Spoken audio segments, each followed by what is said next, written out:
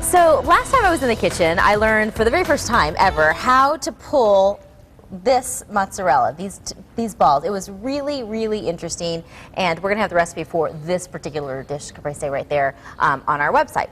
Now, we're going to provide something else for you, which I think is even more delicious, perhaps, or at least just kind of complements it really well, in that we're going to make a homemade marinara sauce. Marinara sauce, correct.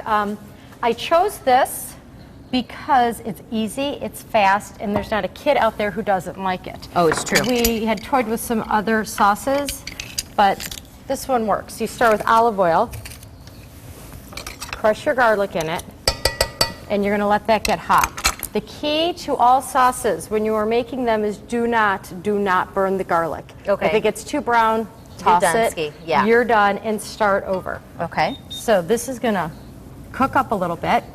Now, is there a fragrance kind of threshold where we're going to know, okay, that's the smell right there? Excellent question, because it's true. And a lot of times, I'll get this out of your way, I do this, and you can just see it bubble a little bit. I'm going to play with this stove, and then I'll bring my mouth and my face, you just smell it. You smell it. If you put your nose in there, you can start to smell it. A little bit, yeah. And the warmer it gets, the more aromatic it becomes? Exactly. Okay. Now, I'm smelling it. You're smelling it. That was an excellent question, because I was going to do an arrabbiata sauce in this segment, which is a spicy marinara sauce.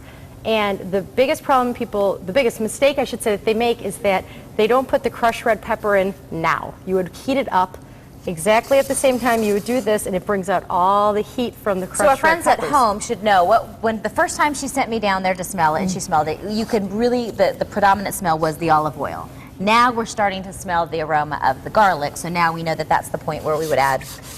You're going to add tomatoes. Tomatoes. Now, I prefer, you can your own, or you could go buy a can at the store, which works great. Take whole. That looks fresh. Well, fresh is best in your world. Fresh is best in my world. You just take it, Cuisinart, blender, anything, whole tomatoes from a can, put it in, zoom them. This whole thing is fast, which is why I picked it. Okay. People don't realize how quickly they can make good food at home. So you'll see our bubbles. Okay. See how that's going? Yeah, I do. There we go. If you smelled it again, you would just smell it all the stronger. Yeah. Due to time constraint, we are going to add our tomatoes directly in. I don't want to splash anybody.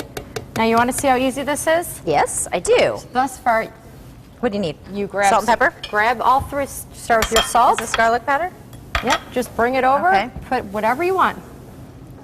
I would put a little bit more tomatoes in. Perfect. How much garlic did you put in there? I put 2 cloves in. You can go 3, 4, depending. It just is perfect. Smooth.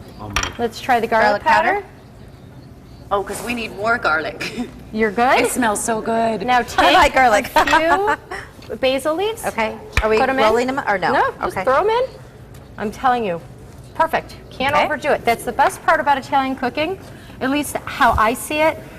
You just throw stuff in. People always ask, especially since I started Gina's Homemade, well, how much of this, how much of that, teaspoons, cups? I say, you got to play with it. Throw it in. Play it around. Okay. Because this is going to boil, and it's going to boil for a few minutes, and you have your sauce. That's it? That is it. Are we going to see the blending of the oil and the tomatoes a little bit the more it warms up, or is it... This would heat would be great. Okay, Just a little bit more. Now, the biggest, no, I should say the biggest, but the other little trick is sometimes tomatoes are acidic.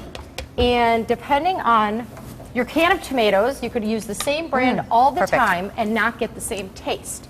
And if the tomatoes are a little too acidic, this is our trick. Excuse me, I forgot to grab. Oh, how we'll know it just because it'll have a little bit more of just a bite to the tomatoes. Correct. Okay. This is heavy cream. You can use half and half. You can use fat-free. Half and half. You can use heavy cream. There you go. You just cut your acid on your tomatoes. Stir it all up. What if we over-seasoned with the same hold true, like say we put too much garlic or too much salt? You can never put too much garlic. Rule one. Okay. You just can't. Pepper. The salt, if you over-salt your sauce, do not salt your water. Gotcha. Okay. And because that pasta will really suck it all up for, I mean, it just really is that easy. That's it. That is it. That is Why am I buying like ragu? You're not allowed to say that word. I'm sorry. No, I've tasted that. I've tasted others, and I thought, oh, people, this is so good. It's so fresh. And you just, That's it. That's it. And you can say you've cooked your home meal right there. Andy, easy, and I think the boys would love that.